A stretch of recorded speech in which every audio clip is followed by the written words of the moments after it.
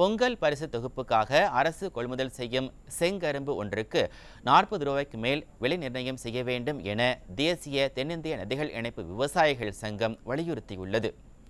ஒவ்வொரு ஆண்டும் பொங்கல் பண்டிகையின் போது தமிழக அரசு அறிவிக்கும் பொங்கல் தொகுப்பில் கரும்பு இடம்பெறும்.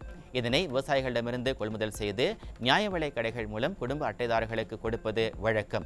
அதன்படி கடந்த ஆண்டு செங்கரும்பு ஒன்று 33 ரூபாய்க்கு கொள்முதல் செய்யப்பட்டது. இந்த நிலையில் நடப்பு ஆண்டில் விவசாய பணியில் ஈடுபடும் பெண்களுக்கான கூலி 100 ரூபாய் வரை உயர்ந்திருப்பதுடன் உர விலையும் உயர்ந்துள்ளது.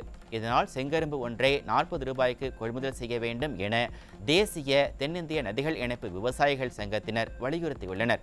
மேலும் சட்டமன்ற தேர்தலின் போது கரும்பு டன்னுக்கு 4000 ரூபாய் தரப்படும் என வாக்குறுதி அளித்துவிட்டு இதுவரை அவற்றை திமுக அரசு நிறைவேற்றவில்லை என்றும் டன் ஒன்றுக்கு 3100 ரூபாய் மட்டுமே தரப்படுவதாகவும் கரும்பு விவசாயிகள் குற்றம் சாட்டியுள்ளனர்.